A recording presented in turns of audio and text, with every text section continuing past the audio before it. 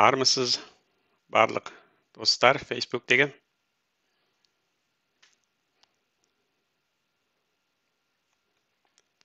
Бүгін және тікелей эфирдің уақыты болды. Қосыла беріңіздер. Жаңғыз қосылмай, жаңа бөлісіп отырсыздар. Басқа кісілерге осы бүгінгі тікелей эфир пайдалы болады деген және басқа группаларға бөлісіп отырыңыздар. Және де осы жерге коммент жазып, қай қаладан қарап отырсыздар, айтып отырыңыздар. Неғұрлым көбірек коммент жазса, неғұрлым көбірек бөліссеңіздер, сол ғұрлым көбірек халық көреді. Жаңағы менің үмітім сол көп халық көріп, біраз көзі ашылып, қолымнан келемдегенше бір пайдалы бір жұмыс болса, осы сөйлеген арқылы айтайын дегенім. Бүгінгі тақырып және көрерменнің көп қалайтын тақырыбының бірі жаңағы Данияда қалай өмір сүріп жатсыздар. Жаңағы экономикалық жағдай. Әрине бұл саяси жағдайға да барып тіреледі. Онсыз еш жаққа қаша алмаймыз, бірақ осы экономикалық жаққа мән беріп, бүгін тырысып айтамыз ғой. Дания ең бай мемлекет, жақсы өмір сүріп жатқан мемлекет, халқы ең қуанышты жақтан қарағанда бірінші, екінші орында дүниеде орын алады бұл мемлекетте. Бұл мемлекеттердің жаңағы экономикалық табыс деген ең бақыттың әрине өзі емес, бақыттың басқа факторлерінің бірі деп түсінуге болады. Неге десең, экономика деген ішу-жеу, табыс, бала-шағаңды асырау, бұл ең маңызды нәрсе, онсыз біз өмір сүре алмаймыз. Сол үшін бүгінгі тақырып сол Дания халқы ақшалай не табады, мысалға бір жұмыс істегенде не табады, пенсия алғандар неше табады екен, сосын әлеуметтік осы үш тақырыпқа келіп атбасын тірейтін болам бүгін. Сол менен соңында көрейік, Қазақстанмен салыстырып көрейік. Қазақстанда айтады ғой, біз келешекте Құдай қаласа 30 мемлекеттің, 50 бай мемлекеттің қатарына қосыламыз деген әңгіме бар. Ол осы 30 бай 50 мемлекет қалай өмір сүреді, қалай жаңағы системасын, айлық алатын кісілер жұмыс істеп, системасы қалай құрылған, пенсионерден пенсия беретін алатын кісілердің системасы қалай құрылған, және әлеуметтік жағдай, жұмыссыз кісілердің жағдайы қарастырылған Данияда, соны талқылайтын боламыз. Мен мына оң жақта комменттер бар, соны зулап бір қарап шығайын, сосын одан кейін ары қарай тақырыпқа кірісетін боламыз.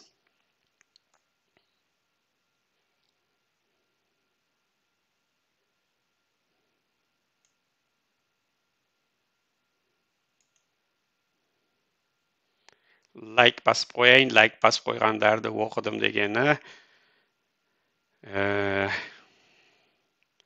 Зейнетақы туралы айтсаңыз, оны айтамыз, бәрін талқылап тұрып айтамыз. Ол екінші пунктте жатыр. Шымкенттен мен өзімді қысқаша таныстырып кетейін, мүмкін жаңа танымайтын кісілер болатын шығар. Мен Данияда өмір сүріп жатқан қазақ болам, осы жерден. Сізге алдыңызда тікелей эфирге шығып отырмын.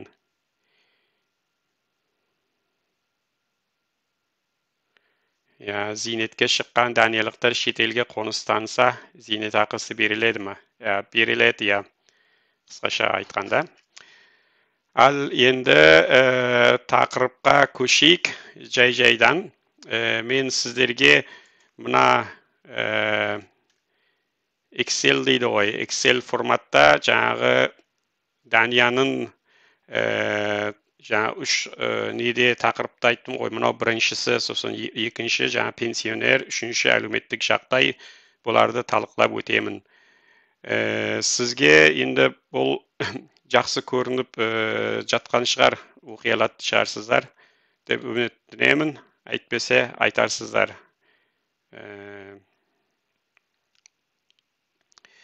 Бұл енді мына бірінші көрсетіп отқаным, бұл жоғарысында жазылғандай, мінекей, жұмыс істейтін 2 балалы жанұяға деген. Яғни бір ата, ана, сосын бірден 2 баласы бар мектепке баратын. Солар Данияда орташа есепменен қанша жалақы алады Данияда, сол жалақылары нелерге кетет деген нәрсе, мына көктер болар өздеріне қалған ақша, сосын қызылдар болар қаражат болып көрінеді. Ал мынау енді көріп отырсаңыздар, мінерге шейін барлығы қызыл, бұл Данияның мемлекетінің қойған минимум стандарты. Минимум стандарт дегенде бұл, яғни Дания мемлекеті айтады, біздің халық жақсы өмір сүру үшін,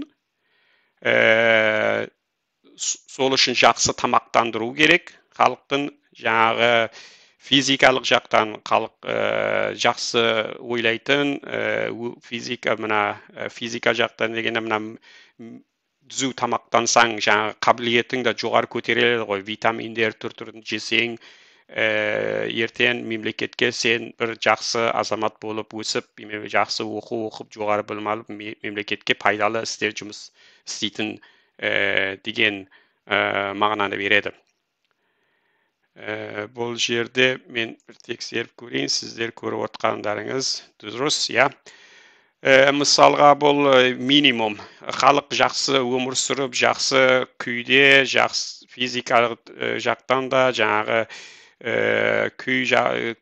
күнделікті социал жақтан да жақсы болу үшін, бұл Данияның қойған минимум стандарты. Яғни халқым осындай ақшаменен тамақтандырсын, осындай қаражаттарды қолдансын, өмірі жақсы болсын деген. Бұған әрбіріне жеке өтіп шығамыз. Мына енді жоғарыға қарап қарасақ, бұл бірінші мынау доллар менен берілген. Сіздерге айтып кетейін, жоғарыда жазылмапты, доллар екен, доллар. Бұл яғни 11.689 доллар алады. Бір орташа есепменен 2 азамат Данияда жұмыс істесе, яғни бір папасы, мамасы екеуі жұмыс істесе, бұл алатын жалақысы, яғни 11.689 орташа есеп бұл. Әрине біреулер бар, бұдан көп алады, біреулер араздау алады, әйтеуір бұл орташа есеп. Соныменен мыналар, бұлар енді жаңағы біріншісі пенсия дейді Данияда. Пенсияның 13% дейді, біздер жұмыс істегенде пенсияға кетеді. Ол 13%, яғни 1/3-ін, мынау 11.689-дан 1/3-ін біз өзіміз алған айлығымыздан береміз. Мынау қалған 2/3 бөлігін бұны жұмыс істейтін жер айлығыңды үстіне қосып, пенсионный фондқа төлейді. Сонда 1/3 өзіміздің мына 11.689-дан пенсионный фондқа кетеді, бұны үстіне 11.689 үстіне қосып, 2/3 бөлімін 13%-ін жұмыс орны жібереді пенсионный фондқа. Сонымен біздің келешектегі пенсияда дайын болып тұрады. Сон жаңа пенсия бөліміне келгенде оны және айтармыз. Ал налогтың 2 түрі бар, бізде қалалық салық бар. Бұл әкімшілікке кетеді. Шамадан енді әр қалада, неде облыста әр түрлі, бұл 25%-дай шамадан орташа есепменен бұл әкім бір қалалық салыққа кетеді. Яғни ол қалалық салықты алып, со қала әкімі қаладағы жағдайларды түзетіп, оңдап отырады. Ал 15% бұл мемлекеттік салыққа, яғни орталық салық болып саналады. Соған кетеді. Бұлардың енді барлығын былайынша қосқан кезде қалатыны, бұлардан алып тастасақ, жаңағы табысыңнан айлық пенсияны алып тастасаң, жаңа қалалық салықты алып тастасаң, мемлекеттік салықты алып тастасаң, бір семьяға 6733 доллар қалады. Сонда мен енді мынау төменгілер жаңа айтып өткендей, Дания халқының минималдық қолдану ақшасы дейді. Яғни бұл демек емес, яғни минимум кететін қаражаты. Мысалға тамаққа бұл жерге мемлекет жағынан 794 евро қойған, бірақ оны 400 евросын тамаққа қолдануға да болады, тамақты аз ішіп. Бірақ мемлекеттік жақтан айтады, бір семья 2 балалы менен 794 евроға тамақ тану керек дейді. Олардың денсаулығы болу үшін, жаңағы физикалық жағынан балалар өсу үшін басқа жағынан осындай болу керек деп, осыған қарай, яғни пенсиясын, сосын көмек балаларға, көпбалалы балаларға көмектесуін бәрін осыған қарай жасайды. Енді шамадан біз айтып кетейік, 794 евро Данияда бір айда тамаққа кетеді. Және ол 205 евро киімге кетеді, киім киіншек, аяқ киім алуға. Сосын өзіне қарау деген бар. Мысалға шаштаразға барасыз, сондай нәрселерге 220 евро бұл жерге бөліп қойған. Сосын жаңағы подарка деп жазып қойыппын, орысшылап, бұл жерге не дейтін подарканың жаңағы туған күнге гүл апарасыз ба, сыйлық қой, қазақшасы сыйлық. Сыйлыққа 34 доллар кетеді айына. Сосын жол қаражаты, енді біреулер автобуске мінеді, біреулердің өзінің жеке машинасы бар, орташа есеппенен 275 доллар бұл жолға кетеді. Күнделікті үй қаражаты дейді. Бұл енді күнделікті, мысалға сіздің үйге шеге керек, балға керек, сондай нәрселер керек, мысалы лампаңыз күйіп қалады, оны ауыстыру керек, жаңағы сондай күнделікті үйдің қаражатына кетеді. Сосын телевизион және интернетке кететін 61 доллар соған кетеді. Және мына жерде TV license дейді. Бұл Данияда телевизион көру үшін соған телевизионға беріп тұратын ақша 32 доллар соған кетеді.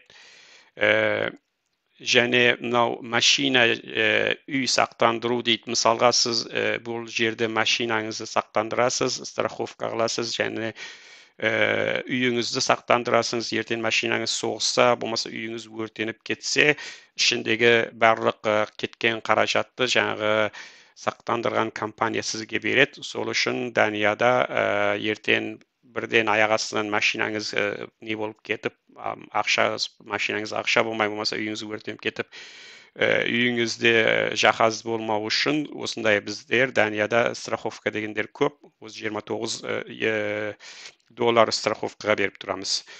Жарақаттан сақтандыру страховка. Ертең бұл мысалға велосипедпен бара жатырсыз, жолдан жығыласыз, бір қолыңыз сынады, болмаса бір нәрсе болып, жұмыссыз болып қаласыз. Сол кезде сіз бұл жерде сақтандыру компаниясы сіздің жарақаттарыңызға қарап, егер қайтыс та болып кетсеңіз, соған қарап, миллион бола ма, 2 миллион бола ма, әртүрлі 500 мың бола ма, 10 мың бола ма, соған қарап, сізді жаңағы жарақаттанған жұмыстан жасай алмау үшін ертең не болып қалмайсыз. Осы жерден жақсы ақша алуға болады да. Егер сондай бір бас аулақ болсын, асқа келе қойған жағдайда ертең жерге қарап қалмайды бұл жердің азаматтары.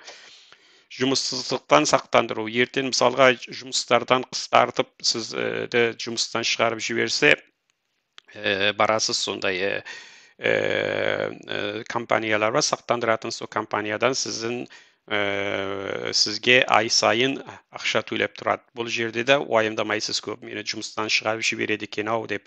Егер әрине адам уайымдайды, не қылады, бірақ жұмыстан шығарып жіберген жағдайда да бұл жерде бір нормально, жақсы, шамадан 2000 доллардай сізді страховка қылған компания беріп тұрады айына.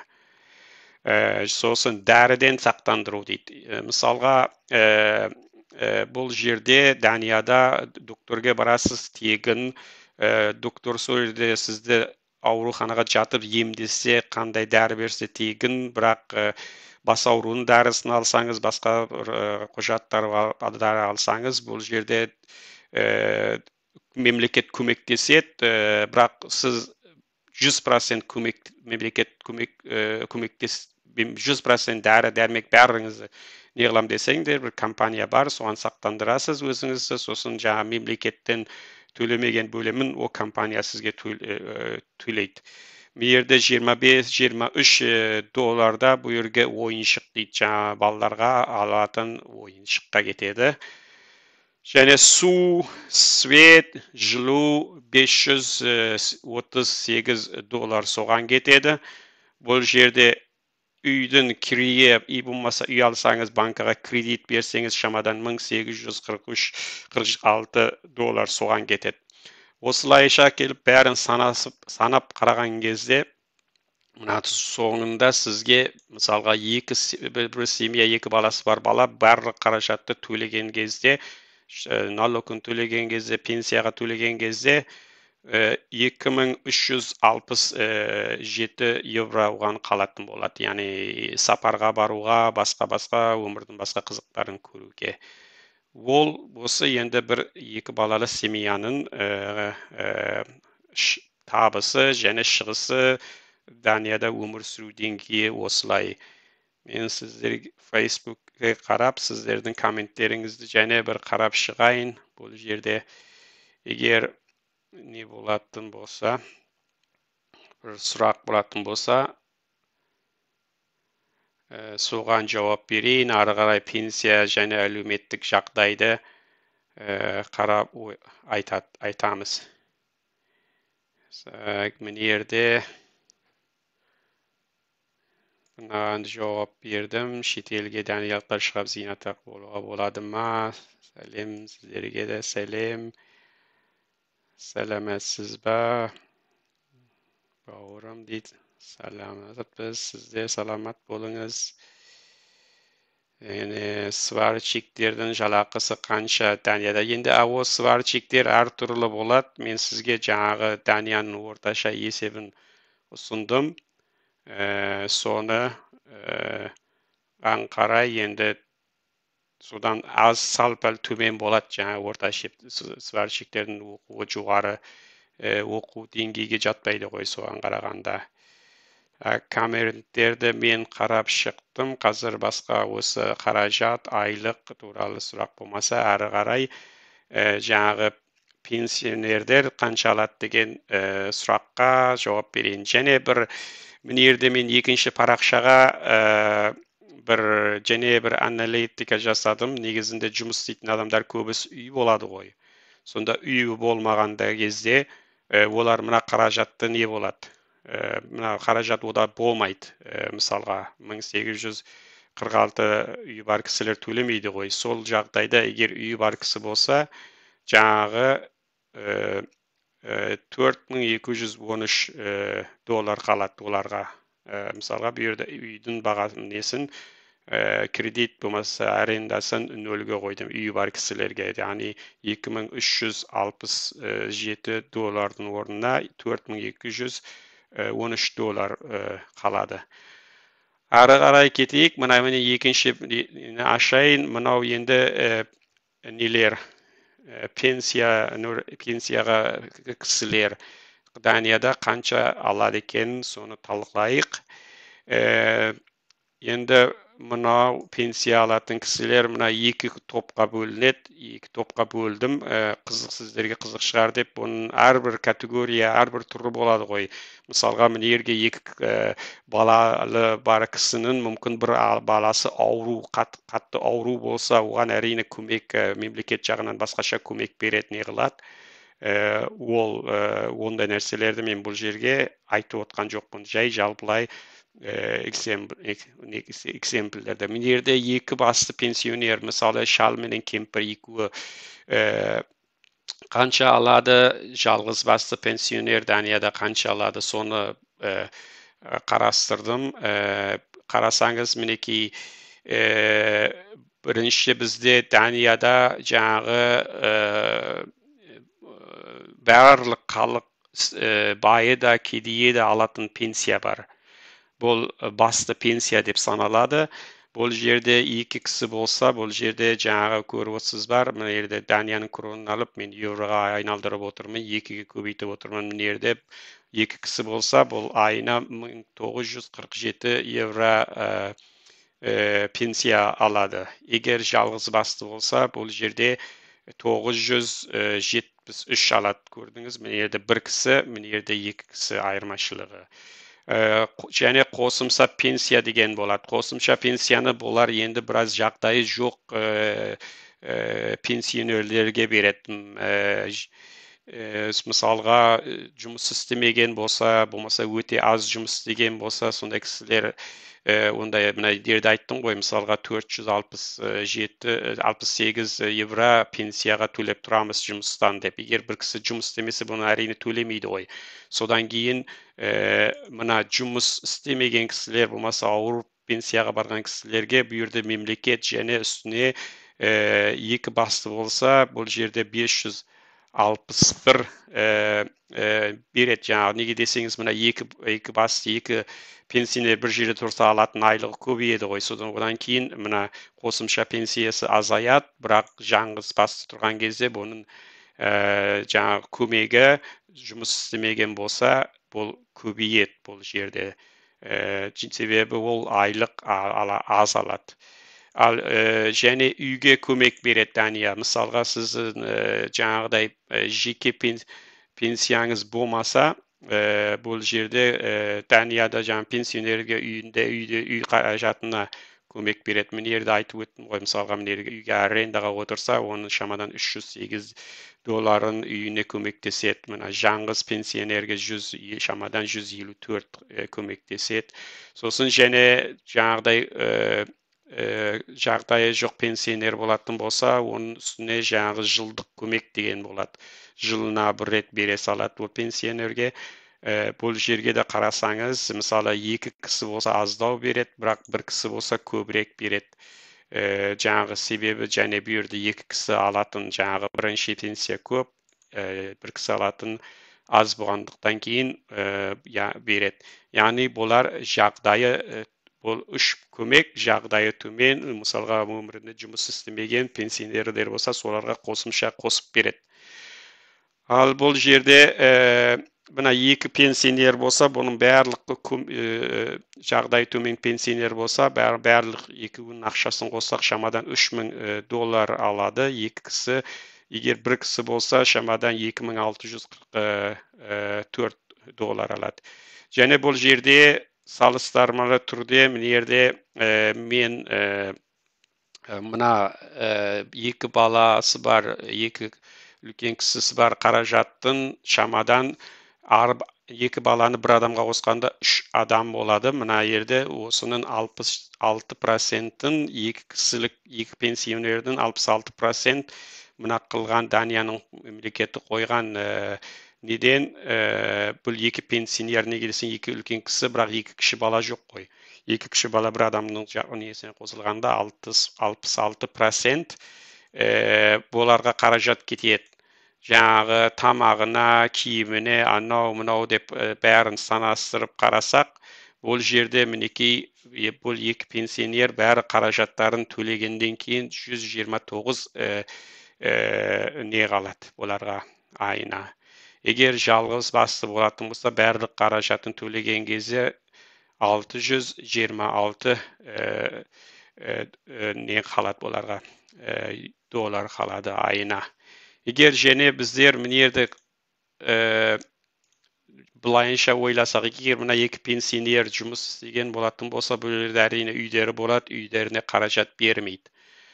Сосын бұл үй қаражатын алып тастаймыз, мысалға 0 мінерді, ал мінерді сосын ана мемлекеттік беретін пенсия, жаңағы қосымша беретін пенсия жұмыс істеген пенсионерлерге берілмейді. Неге десең, олар жаңағы өздерінің жеке жұмыс жерінен ай сайын беріп тұрды ғой, шамадан €500 деп. Содан кейін мемлекет бұл жерге оларға көмектесетмейді, бірақ өздерінің жаңағы айына 400-500 беріп тұрған пенсиясы шамадан жеке пенсионный фондтан өзінің жеке жинаған жұмысынан екі басты пенсионер болса шамадан 2000 евродан шамадан 4000 евро алып тұрады. Егер бір басты пенсионер болатын болса, бұл жерде 2000 евро алып тұрады. Сол менен екі кісі болатын болса, тұратын болса, бұл жерден шамадан айлықтары 6000 доллар болады. Егер бір кісі болса, шамадан 3000 доллар болады. Және бұл бір кісінің қаражатын есептесек, бұл жерде екі кісінің қаражатын есептесек, бұл жерде егер екі пенсионер жұмыс істеген пенсионер болса, айына бұларға 4283 доллардай қалып тұрады. Яғни сапарға баруға, басқа дүниенің кайфын көруге қалады. Бір басты пенсионер болса, шамадан 1809 доллар қалады оған. Көріп отырсыздар, бұл жерде жұмыс істесеңіз, пенсияда да жақсы өмір сүресіз. Егер жұмыс істемеген болсаңыз, мына жерде қаражаттардың алып қалған кезде ондай көп ақша қалмайды. Ал бірақ айтқандай, мына қаражаттар енді бұлар Данияның қойған минимум қаражаты. Мысалға, мына жерге ана үй арендасы кірейін алып тастасақ, мына жерге шамадан мынанша ақша бұлар өздері біледі. Мысалға тамаққа, егер мысалға магазиндерде анда-санда тамақ арзан болады, уақыт болып содан алатын болса, мысалға бұл жерде 524 евро тамаққа кетпейді екі кісіге, мысалға бұл жерде 300 евроға да тамақ жеуге болады. Яғни 524 евроға тамақ жесе, о пенсионердің денсаулығына жаңа тамақтың түрлі беретін витаминнелері бәрі өз орнына келеді деген. Сол үшін бұл жерден тамақтан аздап шегініп, ертең сапарға барам десе, жұмыс істемеген пенсионер де бұл Данияда сапарға барып көңілін көтеріп келе алады. Мен және сіз жақтарға және бір қарайын. Сіздер қандай комменттер жазып атсыздар, басқа да оқып кететін, жауап беретін болса, жаңа алатын пенсия туралы мен сіздерге жауап беріп отырайын. Мына жақтан бір шеттен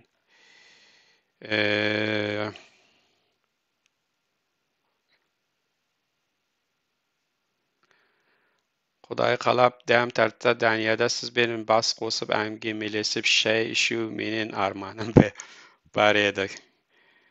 Арманыңызға жетіңіз, келсеңіз хабарласыңыз, жақсы уақытта шай ішетіндей бір уақыт алайық.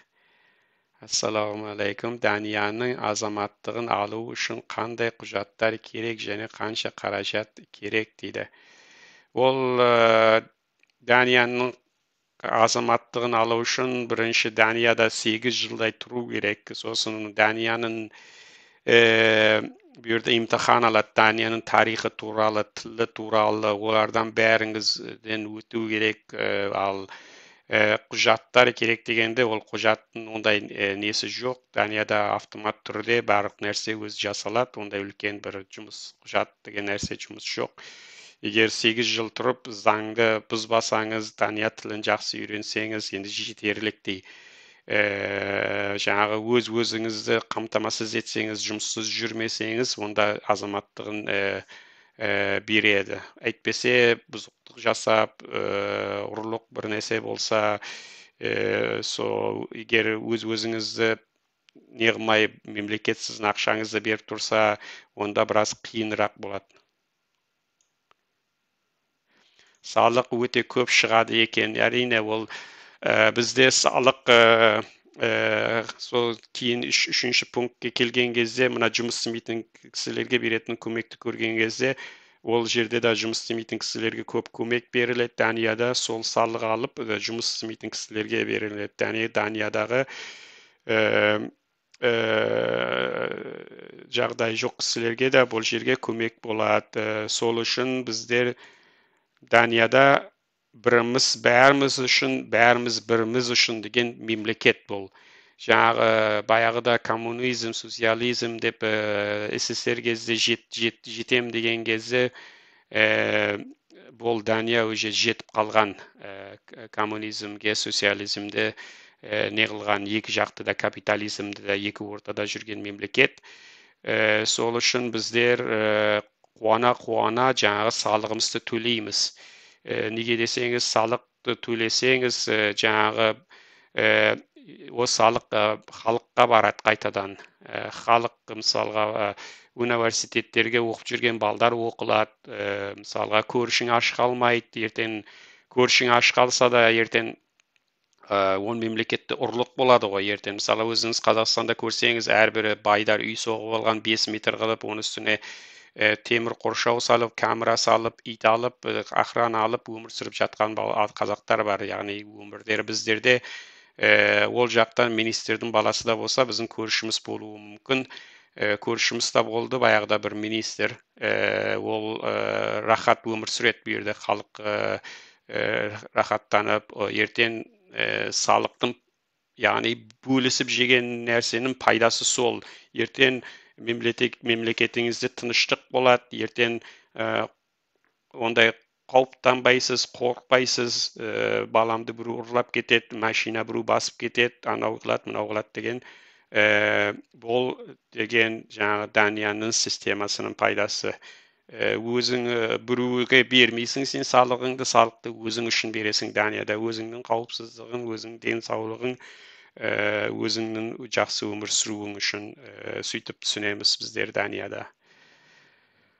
Ал ары қарай кеттік. Енді екінші тақырып Даниядағы мысалға жұмыс істемейтін кісілер болады. Әр мемлекетте мұндай кісілер болады. Өздеріңіз білесіздер.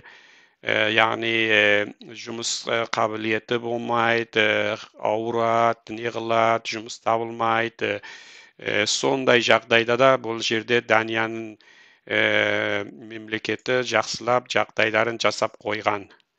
Енді мынау көріп отырғаныңыз мына жерде мына былай бойынша қояйын, жаңа пенсия менен бірге салыстырмалы түрде де көруге болады бұны.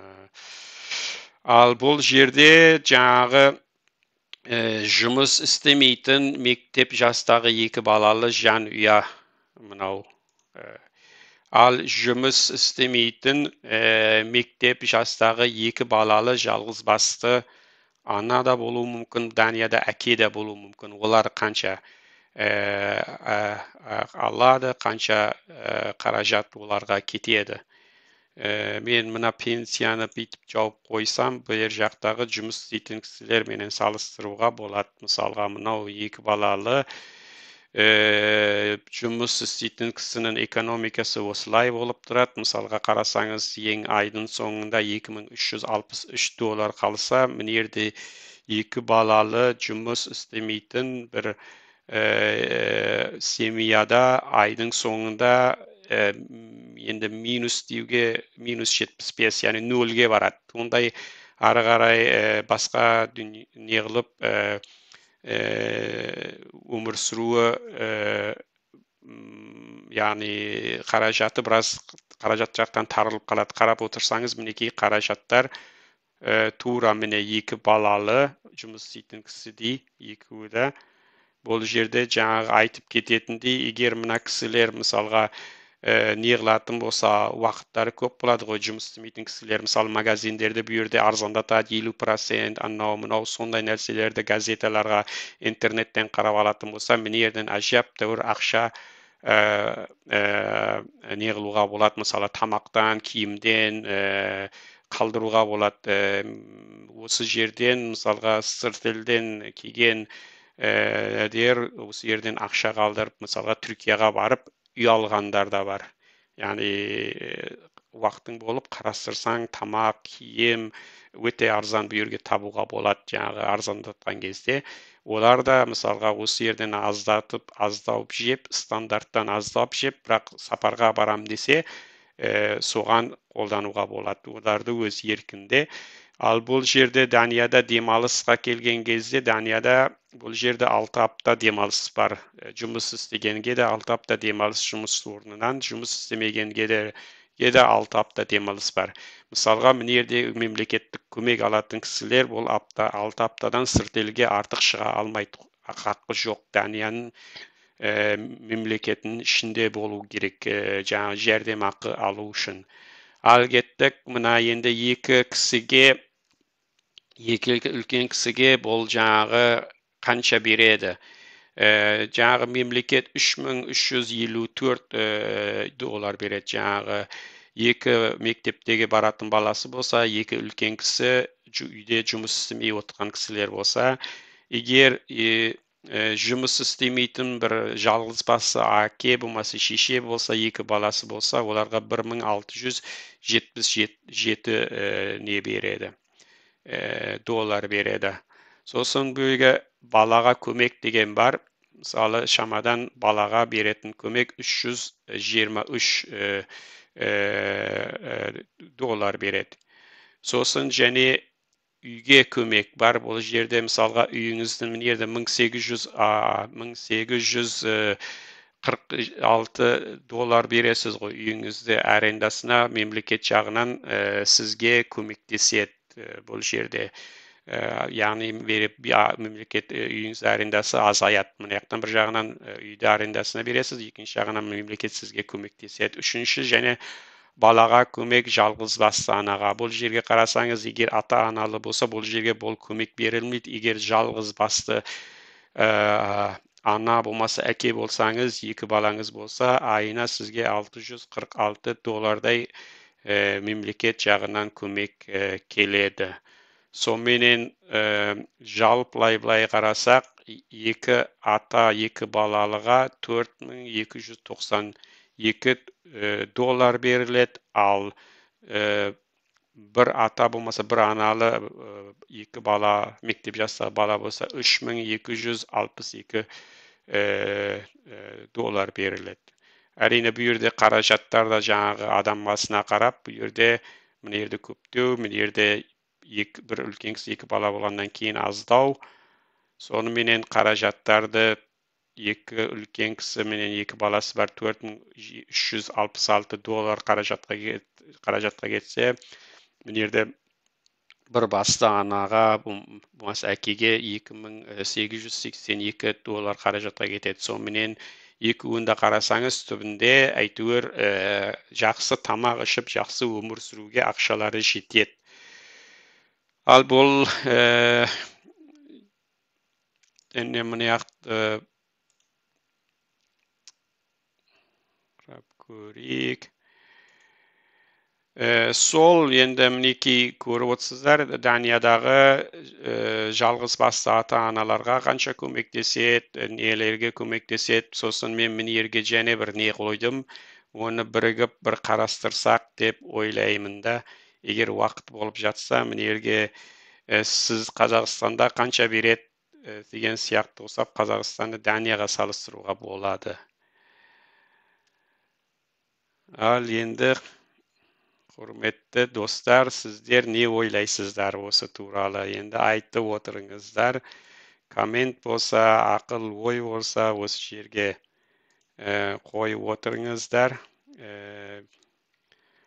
Бір жағынан мен қарап отырайын, қолымдан келгенше коммент болса жазып, жауап беріп отырайын. Сапар туралы көп айттыңыз. Бізді сапарға шығу арман. Мен мүгедектігі алатын пособиям. Тамағыммен жүріп тұруыма зорға жетеді. Данияға көшіп кеткім келеді дейді. Әрине, бұл Данияға әркім ақшасын көріп неғылғаннан кейін көшіп келіп осыда неғылады. Егер сіз, мен бұл жерде мүгедектерді айтып отқан жоқпын. Әрине, егер бұл жерде мүгедек болса, оған жаңағы ақша, мен айтып отқан ақшаның үстінде, оның үстіне және ақша қосылып береді. Және мүгедектерге үйдеріне шейін келіп, үйдерін тазалап, күш не болмаса, үсті басын шейін жуып, тазалап беріп кетеді. Егер одан жаңғыз мүгедектік сондай қиын болатын болса, жалғыз үйге тұра алмайтын болсаңыз, бұл жерде мүгедектерге арнайы үй бар, 24 сағат сервис жасап, соларға көмектесіп тұрады. Солай. Өте қақсы айтып отырсыз, рахмет дейді. Сізге де рахмет. Алтын алқалы аналар бар ма дейді. Bizde altın maltın деген ana жоқ. Біздерде аналардың, аталардың бәрі алтын алқалы. Содан кейін оларды бөліп жармайды. Содан кейін жаңағы көріп отырсыздар, балаға беретін көмекті, анау мынауды бәрін елге бөліп береді. Ешкім Данияда екінші адамдан артық емес, және айтып кетерім бар бұл жерде. Кетейін дегенім, жаңағы бұл жерде сіз жаңағы мемлекеттік жұмыс істемейтін ақша береді дедім ғой. Сол категорияға жатсаңыз, ол міндетті түрде ол ақша сіздікі болады. Ол сіздікі, оны ешкім міндеттемейді. Егер Қазақстан сияқты бір министр шығып, анандай ақша аласың, оны не қыласың деп сұрақ қойғанның өзінде ол министр құрып кетеді, өз партиясы шығарып жібереді, болмаса халық ол партияны сол бойынша ерте келесі дауыс берген кезде құртып жібереді. Ондай надандар біздерде жоқ Данияда. Халық бәрі бір халық, жұмыс істейтін да, жұмыс істемейтін да бірдей, бір статусте. Ол бір халық болғаннан кейін неше миллион болады, оның ішінде жұмысқа қабілеті болады, қабілетсізі болады. Ол бір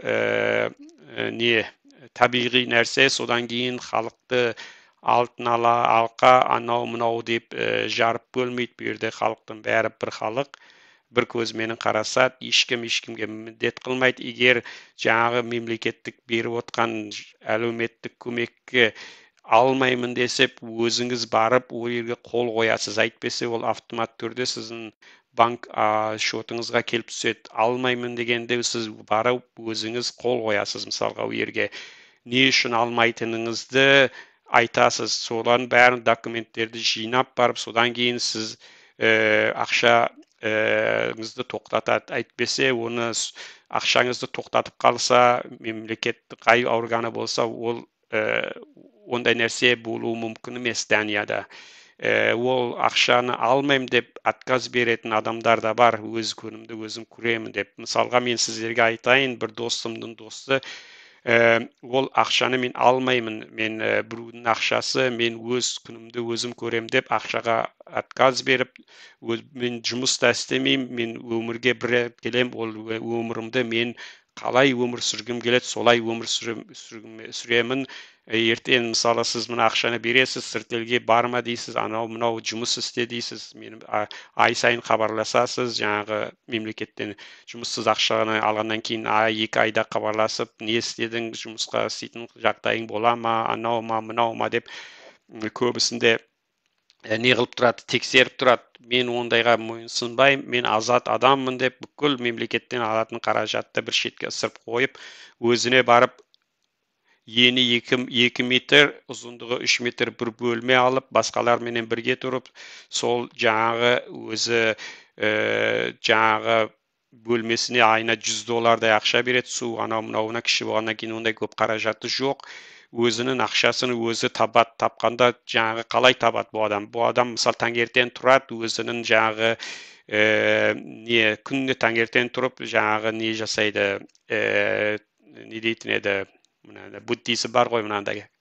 Сол ауруға шалықпайын деп күнде таңертең тұрып соны жасайды. Одан кейін шай пәйін ішіп алып 5 километрдей қалаға барады, 5 километрдей қалада келеді. Қалаға бара жатқан кезде мына мусор жолда мына кока-кола ішіп жатқан нелерді біреуі мысалға 1,5-2 крон болады.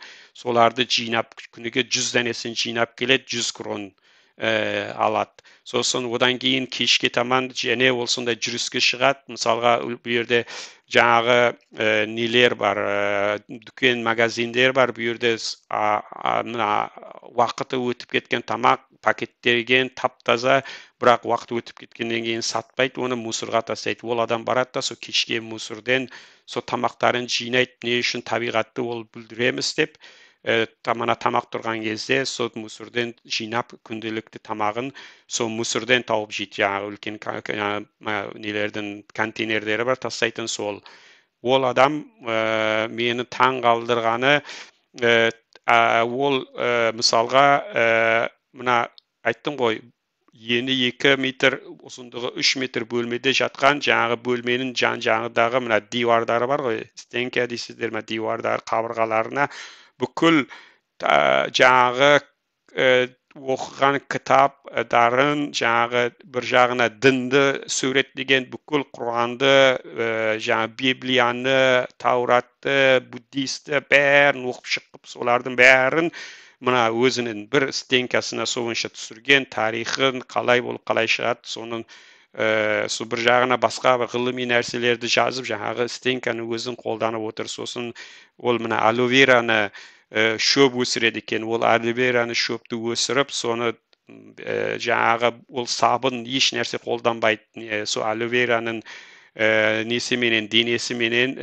суыменен денесін крем ретінде қолданып сол аловераны бір жағынан жеп сөйтіп өмір сүреді бір ай білімінен қарасаңыз ол адамның бүкіл библиотеканы кітаптарын оқыған сондай уақытын ғылымға білімге берген өмірі да сондай бізге қарағанда еш қызығы жоқ бірақ бір жағынан ойлап қарайсың біздер материалдық нәрселерін жүгіріп өміріміз анауменен бір тартысып мынауменен бір тартысып сөйтіп өтіп кетеді бірақ ана адам шыныменен өмірдің кайфын сол қылып жатқан деп ойлайсың ешкімге не бір жұмыс беретін кісіге байланысы бар не бір мемлекеттік көмек алды байланысы бар өзінің құс сияқты қалаған жеріне ұшады қалаған жеріне барады сөйтіп өзінің қалауыменен өмір сүреді сондай адамдар да мысалға бар Данияда үйін бәрі нәрсесін жинап тастап ақшасын алады басқа нәрселерге қолданады бірақ жолда көпірдің астына жатып өмір сүреді бұл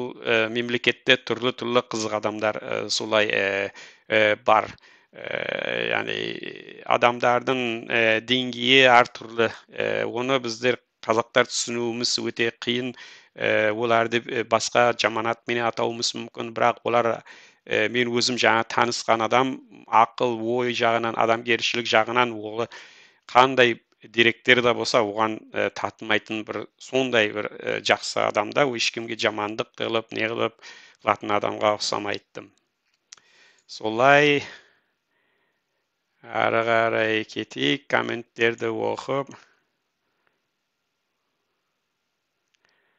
Қали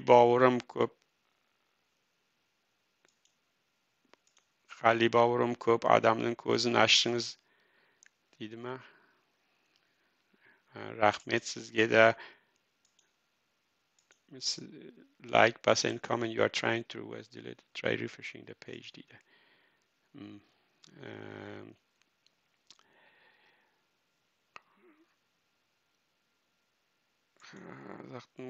Қажи бауырым қалай қазақтың көзін ашып тұрсыңыз мен де сол мына Данияның халқын елін көріп сол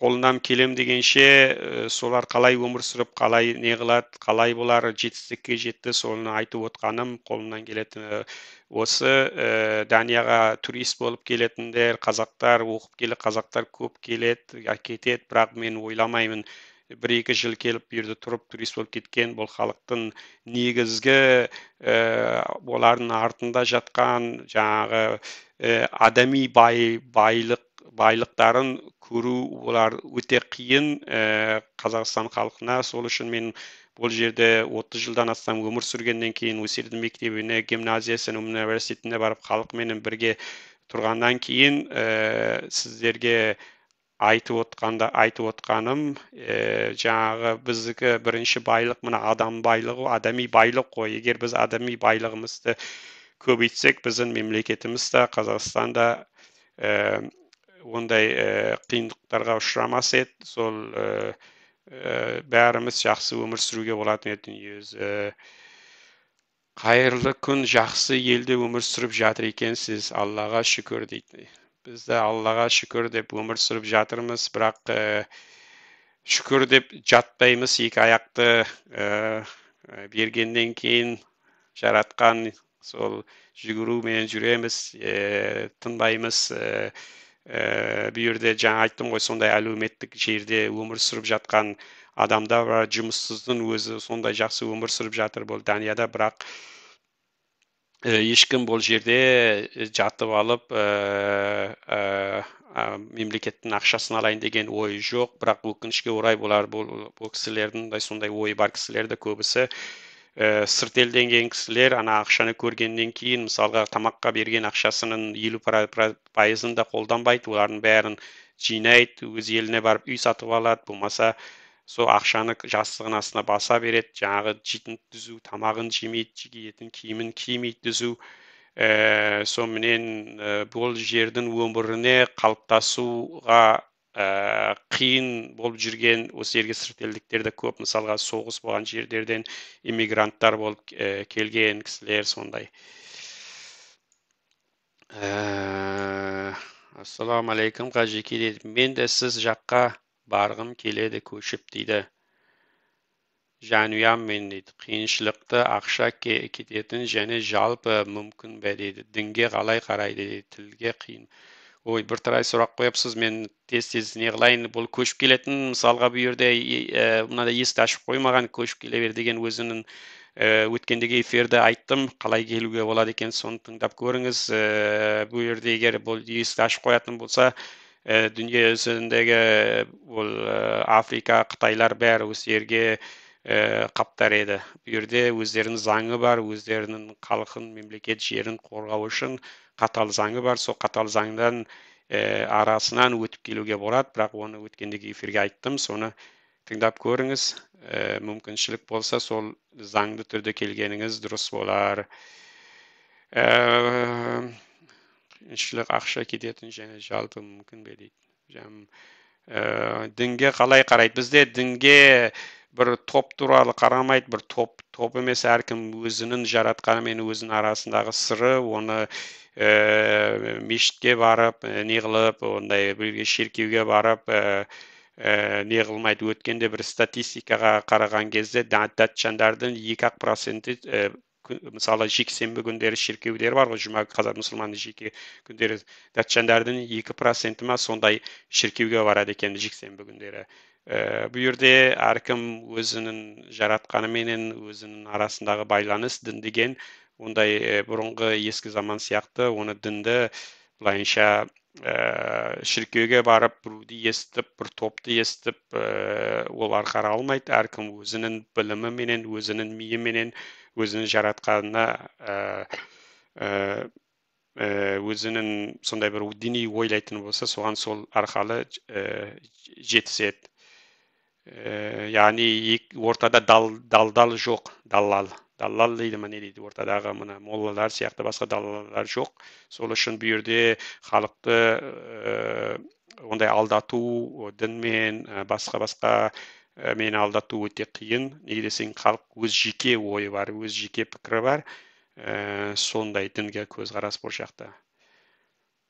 Тіл қиын ба? Әрине, дат тілі енді ол скандинавийский тілге жатады.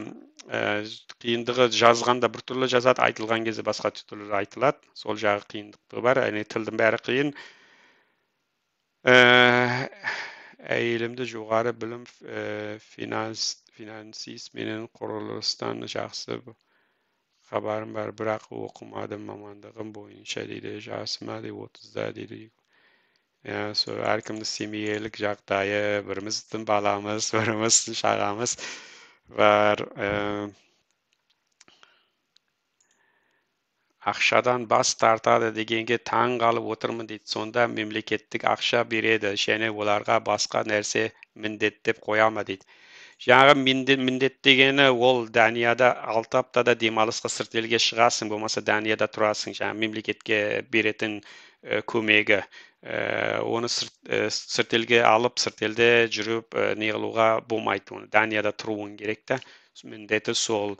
Сосын 2 ай, 3 ай туралы бір сөйлесіп тұрады, жаңағы әкімшілік жақтан. Ол да жаңағы жағдайыңды сұрап тұрады, не қылып асың, аурусың ба, тірісің ба, барсың ба, жұмыс істеген келе ма, жұмыс істесең саған көмектесейін деген сияқты нәрселер үшін шақырып тұрады. Жаңағы халықты өз-өзіне жіберсе, мысалға ертең жаңғыз өзі не қылып жүр, не қылып ауырып қалды ма деген сияқты осап, жаңағы мемлекетте тұрғандан кейін сол мемлекеттің берген ақшасы мемлекетті қолдану керек қой. Басқа сырт елге барып шығып қолдануға хақы жоқ. Әрине 6 аптада демалысқа барып қанша не қолданам десе, оны өзі біледі. Міндеттемесі сол. Бұл жердің халқының былай деп айтсақ, өткенде де айттым, материалдық байлық бар, адами байлық бар бұл жерде. Бұл жерде материалдық байлықтан көбейгенден кейін көбісі адамдар адами байлықты аңсайды. Содан кейін олар басқаша өмір сүргісі келеді, жаңағы адами байлықты іздейді. Ал әрине Қазақстанда біртүрлі қызық, ақшаға жоқ деп айту. Ол енді бір процесс, әр халықта бір процесс болады, ол сондай бір Данияда болып жатқан процесс. Қайырлы күн, сізге де қайырлы күн. Әрине қарап, жатқанға кім береді, жұмыс жасау керек дейді. Әрине әркім жұмыс жасау керек, жұмысменен адам өседі, өнеді. Жұмыстың барлығы жақсы деп ойлаймын өзім. Ол жатқан халыққа ол қанша берсең де, ол не қылсаң да адами тұрдан өсуі қиын. Жұмыс істеу керек, ол не қылып. Ал енді басқа не сұрақ бар? Сонымен бір сағатта болып қалды. Мінерге сөйлеп отырғанымыз, егер сұрақ болатын болсаңыз, соңғы бір 5 минутты сұрап тастаңыз, мен де ары қарай тікелей эфирді жабай берейін. Сұрақтарыңыз болмаса басқа. Егер жаңа бір нені не қылам десеңіз, талқылайым десеңіз, мына бөлікті талқылайық. Мысалға Қазақстанда мінерге неше кісі біледі? Қазақстанда ең үлкен проблема мына жалғыз басты аналар ғой. Жалғыз басты аналар, мысалы мен сіздерге мына қосып берейін, мысалға не қылып. Мына жалғыз басты аналарға егер сіз айтып берсеңіз, мен мінерге жазып қояйын, көрейік Қазақстанның мына бір бала, екі баласы бір жалғыз басты ана болса, Қазақстанға қандай көмектер бар оған? Мысалға Данияда $1077 өзіне береді. Ал баласына $323 береді. Бұған сен байсың ба, кедейсің ба қарамайды, барлық балаларға береді бұны. Және үйінің арендасына жаңағы кірейіне көмектеседі. Және жалғыз басты болғаннан кейін $646 береді. Егер біз мінерді Қазақстанға жазсақ, солар Қазақстанда неше береді екен, мен білмеймін ғой. Айтып отырыңыздар, жазайық. Жаңағы көрейік Қазақстанда не болады, қанша қалады екен, болады екен. Егер осыны не қылам десіп, талқылаймын десіп, не қылам десеңіз, неге жазып отырыңыздар. Мен жазайын, жаңағы көрейік. Қазақстанменен салыстыруға болады ма, болмайды ма? Қазақстанда айтып жатыр ғой, біз көмектесеміз деп, ана министрлер айтып жатыр, 21 мың теңге береміз деп, анау деп, халыққа міндет қылып, халықты масыл қылып қойып, мен түсінбеймін ондай нәрселерді. Бір халықтың қызметшісі халыққа масыл қылып деп айтатынын, ондай адамдар қалай бір мемлекеттің бастығына жиналған, бастық болып отыр, жұмыс істеп отыр. Данияның өмірімен қарағанда ондай адамдар түсініксіз, ондай адамдар ондай жерде отырмау керек, ондай надан дейміз ба, мисіз дейміз ба, ақымақ дейміз ба, бүкіл әрбір нәрсені теріп айтсаң, оларға лайықты өз халқына сондай сөз айтып отырып, бірақ екінші жағынан әрине ақша жоқ болса, Қазақстанда бір Африканың аш ел сияқты болып жоқ болып жатса, ол басқа мәселе. Қазақстандағы миллиардтарды басып алып, сосын халыққа анандай сөйлеу деген ол түсініксіз, надандық, ол ақымақтық, ол адамдарды билік деп айтуға болмайды, ол адамдар тура мафия, бандит деуге тура келеді. Жаңағы өздерінің сөздеріне қараған кезде, өкінішке орай осындай бір ауруға Қазақстанның билігі ұшыраған, ол ауру енді дәріменен тәуір бола ма, болмайды ма, оны білмейміз, енді уақыт көре жатармыз. Сізге де сәлем. Эфирге шығып тұрыңыз, көрейік, келесі рет қандай бір қызықты тақырып бар екен, шығып тұруға тырысайын. Sizler егер пайда алатын болсаңыз, пайдалы болатын болсаңыз, мен өз уақытымды бір неше сағат бөлуге аптада бір рет дайынмын. Әрине, пайдасыз болатын болса, ол оған уақыт бөлуге қажет жоқ қой әрине. Bir балаға Қазақстанда 5 баласы болса 21 мың теңге береді дейді. Жұмыссыз қалсаңыз дейді. Пособия 42 мың теңге дейді. 21 мың теңге әр балаға, жұмыссыздыққа 42 мың теңге береді екен. Жазып қояйын. Үй алу, жеңілу айтыңыз келесі жолы дейді. Үй алу жөнінде айтыңыз келесі. Үй алу, сатып алу ма, қай неден, саладан жалға алу ма, мысалға Қазақстанда егер мына екі бала менен салыстыратын болсақ, біздер мына жерде айттыңыз үлкен кісіге пособия 42 мың теңге береді дедіңіз. Бұл 42 мың теңгені мен алайын, білерді долларға аударайын. Бұл 111 доллар болады, және балаға міне жерде 21 мың теңге дедіңіз. Екі балаға айтсақ, екіні көбейтсек, 21 мың теңге деп жазсақ, міне жерде балдарға болады. Бұл мынаны біз көбейтуіміз керек. Міне жерге болды 121 мың теңге, 22 мың, 21 мың шамадан 100, сонда 200, бір ана, екі баласы бар, сонда Қазақстанда 221 доллар алып тұр. Жарайды, Қазақстанда айтайық, Данияның қаражатына қараған кезде, анау тамақтану 0,5% деп.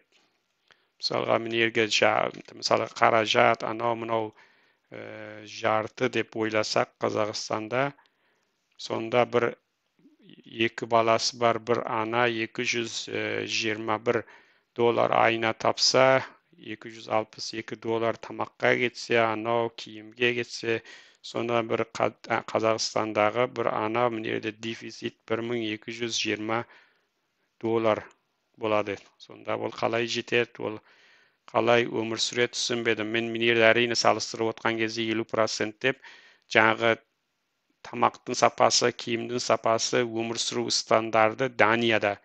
Дания сияқты ұқсат деп салыстырсам, менің ойымша, егер Даниядағы, Қазақстанға барып жүрмін ғой, Даниядағы киімді, тамақты Қазақстанда жесең, мысалға Рамстор, анау-мынау бар ғой, сол жерден барып алсаң, ол 50% емес, Данияның бағасымен салыстырсаң, Данияның несіне 20%-дай, сондай орташа есеппен киім, тамақ, анау-мынауды салыстырсаңыз, мысалы Еуропаның тамағын, Еуропаның киімін алып салыстырсаңыз, сонда шамадан бір нәрселер бар. Мысалы киім Қазақстанда қымбаттау еуропалық киімдер. Ал тамақ жағына қарасақ, Қазақстан ішінде өскен тамақтар, олар Дания қарағанда арзандау. Бірақ жалпы ортаға қараған кезде Қазақстан шамадан Алматыда 20% өмір сүру арзандау. Егер Данияның стандартымен салыстырсақ, ал мына жерде мен 50% деп тұрмын ғой. 50% жасасақ, мысалға Данияның стандартына деп жетсек, сонда да бір ана айына 1220 евро жетпей тұр, дефицит болып тұр. Бұл таң қалатыным, бұл Қазақстандағы халық қалай өмір сүреді. Бұл және бірнерді бір табыстары болуы мүмкін ба, әлде мына шынымен тамақ, сол 221 евро бар, сол 221 евро тамаққа да, үйдің арендасына да бұны қалай жеткізеді, мен оны біраз таң қаламда. Сол Көп нәрсе бар Қазақстанда, таңғалатын нәрселер бар. Сол түсіну біраз қиын. Қалай Қазақстанның халқы өмір сүреді, не қылады, не істейді. Сіздер егер сыр қырын білетін болсаңыз, айтып беріңіздер. Мен де біраз сіздердің өміріңіз туралы түсінейін.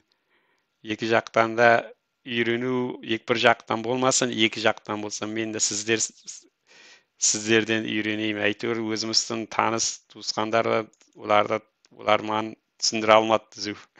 Мен түсіне алмадым. Сатып алу, жалға алу жөнінде айтыңыз дейді. Айттым ғой, жаңағы жалға алсаңыз не бар, арендасын ана жерде жазып қойғанмын. Егер сатып алсаңыз, мына жерден әрине бұл жерде 5%-ын өзіңіз төлейсіз, 20%-ын қалған 20%-ын банкадан қарыз аласыңыз. Одан кейін 80%-ын төмен процентменен оны басқа бір банктар бар, банктың басқа түрі бар, содан аласыз. Облигация дейсіз ба, ол қазіргі проценті 0,5 алам десеңіз, 30 жылдық үй алатын не проценті жаңағы алған ақшаңыздың. 2 баласы бар анаға әр балаға 14.000 теңге ғана төлейді дейді. Жарайды, 14.000 теңге емес, 21.000 теңгеден де санайық. 21 теңгені 5 баласы бар отбасына ғана төлейді дейді. Онда былайынша қарағанда 5 баласы бар отбасыға төлесе, онда былайынша жай баласы бардаға түкті төлемейді дегеніміз да. Онда ол жалғыз басты ананың табысы көп болу керек, ол бала шағасын асырау үшін деп ойланам. Сәлем, сізге де сәлем. Сол менен міне Қазақстанның да табыс кірісін өлшедік көріп отырсыздар. Міне жерде баланс жоқ. Егер бір ана мемлекеттік беретін пособиямен отырса, баласына өзіне беретін пособиямен баланс жоқ өмірде. Өмірде баланс болмаған мемлекеттерде ол жерде өмір қиындықтары болады. Ол жерде мысалға жаңағыдай 5 баласын бір үйге қамап, түнімен ата-аналар жұмыс істеп, балдар қайтыс болатын жағдайларға ұшыраймыз. Сонымен көп мәселелер бұл жерде мені және көрсетіп отырайын. Мені Данияның есебіне қарасаңыз, жұмыс істейтін кісі 2000 евродай қалып отыр. Пенсионер кісі жалғыз басты болса, мені ерге 130, менен $600 қалып отыр баланс өмірдегі. Егер мені ерде жұмыс істемейтін кісілер болатын болса, екі баласы бар, бір ана болатын болса, бәрінде мінеки баланс бар. Баланс шығыс мен кіріс бір жерден табылып баланс болып тұр. Баланс болған жер мемлекетте, ол жерде ұрлық, қарлық, өтірік, ондай нәрселер азаяды. Халық күнделікті тамақ менен киімін ойлаудың орнында халық инновациялық технология сондай нәрселерді ойлана бастайды. Сол менен мемлекет өсет, технология өсет. Сол баланс мемлекеттіміз енді Қазақстан балансты болсын. Халық біраз тамақ деп жүгіре бермей, киім деп жүгіре бермей, мемлекет жағынан да көмек беріп, жаңағыдай халық біраз білімге, ғылымге құштарлық көрсетіп өскенін қалаймыз. Неге десеңіз, бір білімді адам ол жарлы үйден де шығуы мүмкін, бай үйден де шығуы мүмкін. Сол үшін білім саласына келген кезде бүкіл халықты тең ұстау керек. Мемлекет жаңағы көп балалы аналарға көмектесу керек. Оларға көмектессе, ертең оның бір баласы болса, біреуі бір жақсы білімді болса, мемлекетке салық төлеп, неше есе қылып қайтарады. Ол сол өркениетті ел, дамыған ел, мәдениетті ел, ұрыс соғыссыз ел деген ел осындай ел болады. Әйтпесе халық аш болса, жалаңаш болса, ол елде тыныштықта кетеді. Я көп нәрселер уайым, қайғы елді басады. Соменен соңы да жақсы болмайды деп ойлаймын. Менің айтарым осы еді бүгінге. Sizlerге сау саламат болыңыздар деймін. Екі соңғы коммент келіпті. Ассаламағалейкум Айбек қажы, қалып қалың жақсы ма дейді. Қал жақсы, аман саумыз, бәріміз топтай. Бізде жақсы. Әзірге шейін қыс келген жоқ. Қыстың басы енді басталып келе жатыр. Біраз шөптер сарғайып, ағаштарға қарап қойып отырмын. Мына жақта. Жақсы, сауман, біздің үйренбей ақ қойыңыз дейді. Үйренетін ештеңе жоқ деп Гүлмәрия апа айтып жатыр. Гүлмәрия апа, ондай нәрсе мен өткен тікелей эфирімде де айттым. Жаңағы адами байлық, қасиетті байлық бар, материалдық байлық бар. Егер бұның біреуі стандарттан көбейіп кетсе, екеуі де зиян болады. Adami қасиет байлықта зиян болады, стандарттан көбейсе материалдық. Сол үшін біздің Данияда менің ойымша материалдық байлықтан, стандарттан біраз өтіп кеткен, адами қасиеттен біраз біз неміз ақсақтаумыз. Ал Қазақстанда адами қасиеттен өтіп кеткен, бірақ материалдық жақтан біраз нелеу, ақсақтау. Сол екі мемлекетті екі жақ ақсақтау болып тұрған жердерін қосып, баланс жасаған өте жақсы деймді. Мысалға бізде анда-санда шал кемпірлер бар, үйде жаңғыз өздері өліп қайтыс болып кетеді. Олардың балдары, туысқандары көп, олармен қатынасып бармағаннан кейін, мысалға менің полицияным бар, анда-санда біреулердің үйіне барамыз дейді, шіріп жатады дейді, құрттап жатады дейді, өліп қалған дейді. Содан кейін сол мысалға біздерде жаңағы не болып кеткен, жаңағы бір робот сияқты болып кеткеніміз. Қай уақытта біз жұмыс істесек, не қылсақ, ақшамыз болса, шал кемпір болсақ та жағдайымыз жақсы.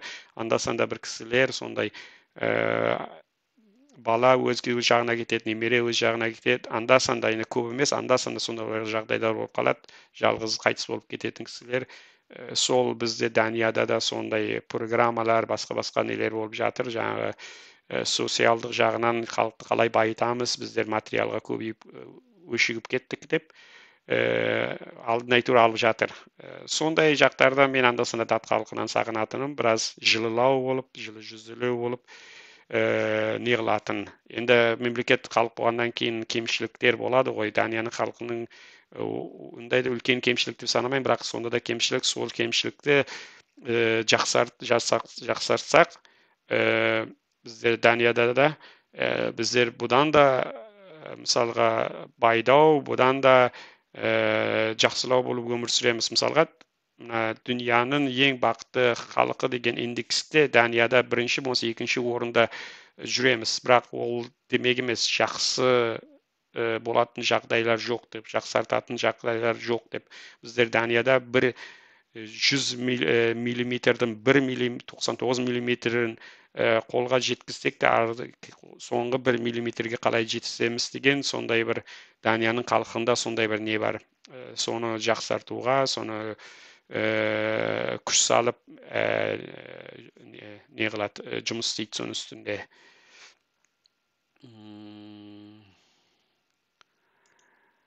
Енді Мария апа, енді сізді білем ғой, Еуропаға көп келесіз, көп кезесіз, көп халықменен кездесіп, былай не қыласыз, бірақ біз дегенменен жаңағы Данияның халқыменен көрші болып, бірге оқып, бірге жұмыс істейміз.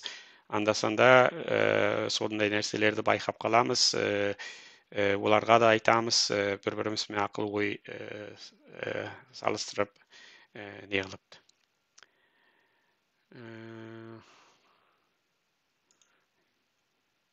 Қазақстан қашан келесіз?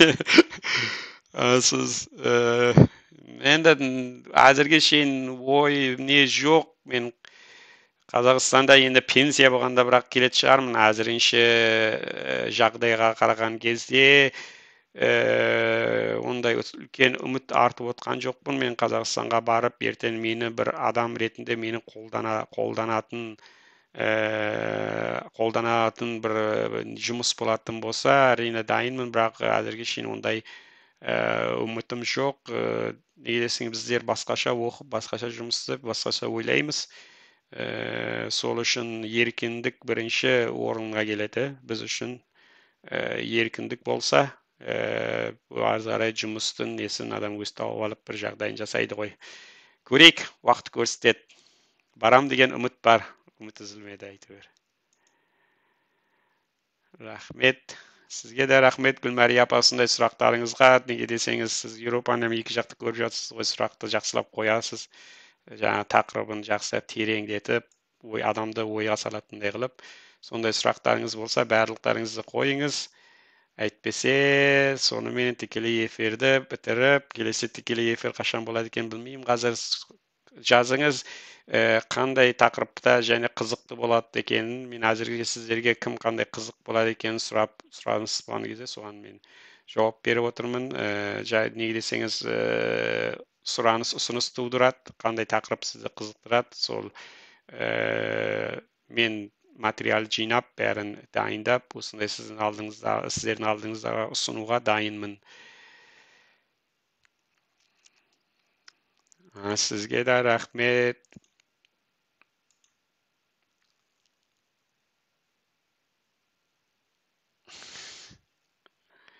Қазақстанға келіп бір жаңалық ашпайсыз ба? Жаңалық деген көп. Еуропада мен емеспін. Қазақстаннан келген талай мықты жігіттер, қыздар жүр. Олардың бәрі жаңалық ашады. Жаңалық қазір мінекей видео арқылы 7000 километрге мен сізде қарап отырмын, бірақ ол жаңалық ашу үшін жаңалықта бір ортақ болу керек. Ол жаңалықты жұмыс істеу үшін ортақ деген атмосфера сияқты, мысалға барлық нәрселері тең болмаса, ол жаңалығыңыз ашылмай қалады ол жерде.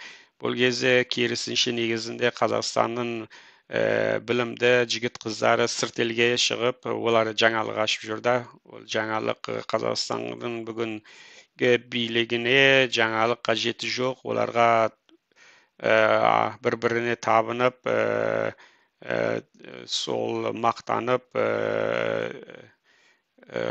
неғылу, солар жетеді. Негесең жаңалық олардың нелеріне, олардың бүгінгі стратегияларына зиян, үлкен зиян. Сол үшін жаңалық қажет етпейтін мемлекетте жаңалықта ашылмайды ғой. Одан кейін ол жердің халқы сырт елге қашады.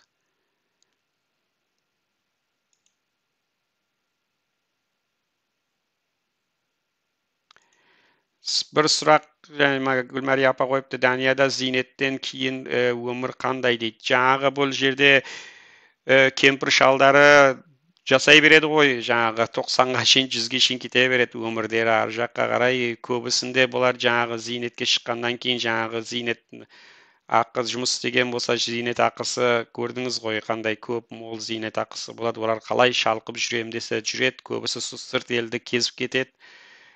Сол және бір бөлігі жаңағы Испания жақтан барады, үй алып, сол қалған өмірін Испанияда, жаңағы теңіздің қапталында, жылы ауа райда, сол жерлерде өткізеді.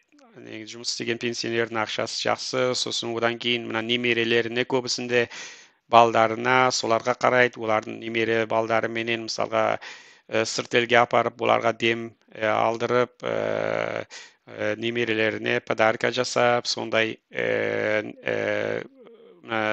байланыстары болады семьясы менен.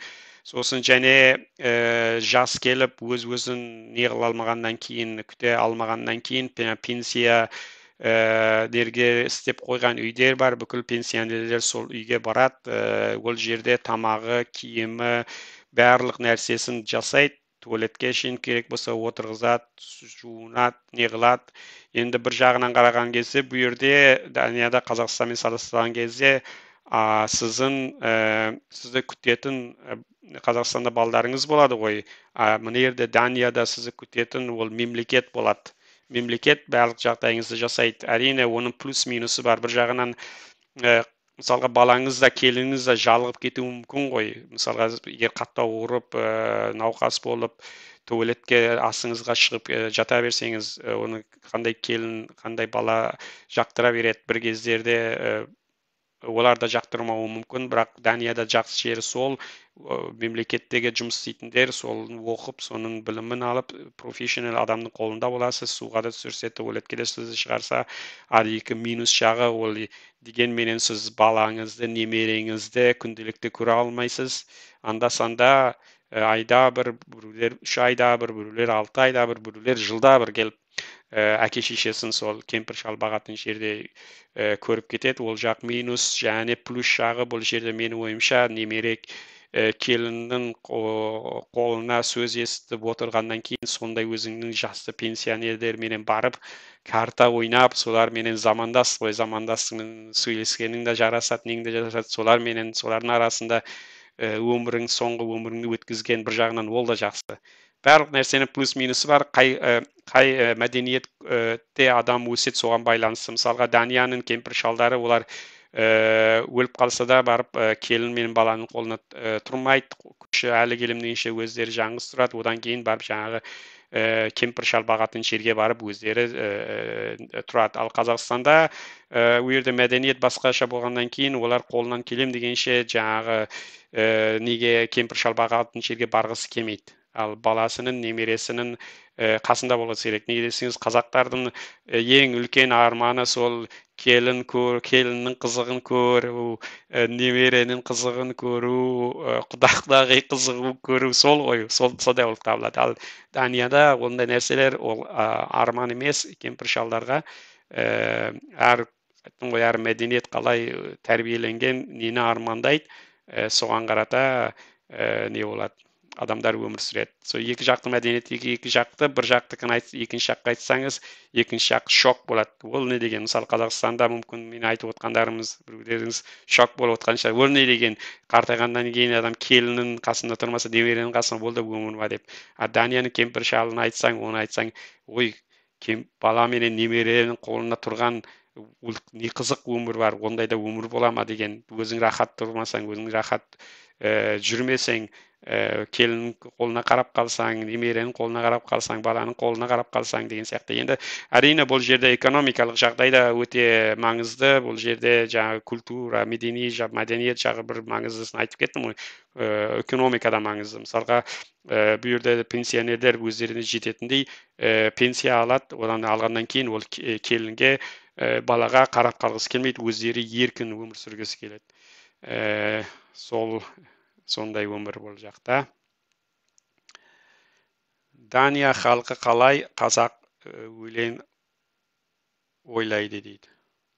Қазақ елін ойлайды, ұры мемлекет деп ойлай ма дейді. Назарбаевты диктатура деп ойлай ма. Енді былайынша қараған кезде бір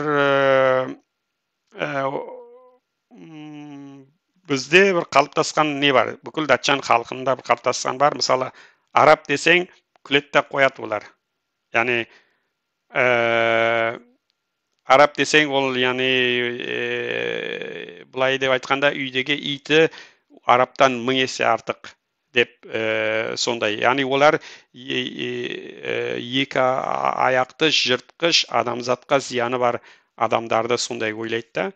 Бүгінгі өкінішке орай Қазақстанда сол арабтардан кем емес, бүгінгі артта болып жатқан жағдайы бар. Мынандай мысалға ақша ұрлаған, сырт елге шыққаны негені қарағанда. Былай деп айтқанда, оларды адам орнына алмайды да. Бірақ олардың мені бизнес жасайды, олардың ақшасын алады, не қылады, бірақ адамгершілік орнына алған кезде оларды адам орнына алмайды. Енді 193 емес, 1093 метр өзінің несін тігейін деп жатыр дейді ғой, жаңағы. Ол біздерге, халыққа, Данияға қызық, ондай нәрсе бір түрлі ол білімсіздігін сигналы беріп тұрған білімсіздігі. Мысалы ғана түркмен басшы баяғыда бір күнге қарата қойып өзінің бір алтын бейнесін істеп күнге қарап айналып тұратын ол бұлардың оларға күлкілі күледі олар қалай деп айтайын құмырсқаға жерде жатқан оған көп мән береді да бірақ адам ретінде оған құмырсқа ретінде де оған мән бермейді ондай адамдарға бірақ күліп қояды енді менталитет басқа болып тұр ғой. Қазақстанда кемпір шал керек олардың пенсиясы үшін дейді. Енді ол кемпір шалдағы бейшараларға ондай пенсия да беріп тұрған жоқ қой олар Қазақстанда. Әрине ана бала шағасының ақшасы одан да аз болғаннан кейін енді аз неғұрлым ақша болса әйтеуір жақсы ғой. Егер ертең ол аз-маз пенсияда алынып тастаса онда ол қиын болуы әбден мүмкін. Я дейді немере бағады дейді кемпірлер дейді. Я ол үлкен Қазақстанда бір жақсы жағы не қылсаңыз Қазақстанның кемпірлері мысалы шалдары сол немересін бағып соған қуанып қуанышты жағдайда жүреді. Ол да бір мысалға Қазақстандағы кемпір шалдарға бір плюс. Мен ойлаймын, егер Қазақстандағы бір пенсионерді әкеліп Данияға келіп сразу апарсаңыз кемпір шалдарға қасында мінеді тұрады десеңіз, оны жүрегі жарылып өліп қалады сол кезде.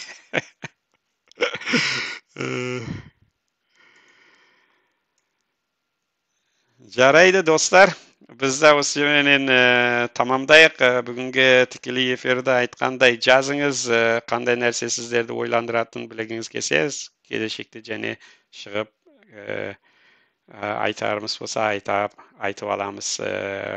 Ал енді сау, саламат, аманшылықта болыңыздар.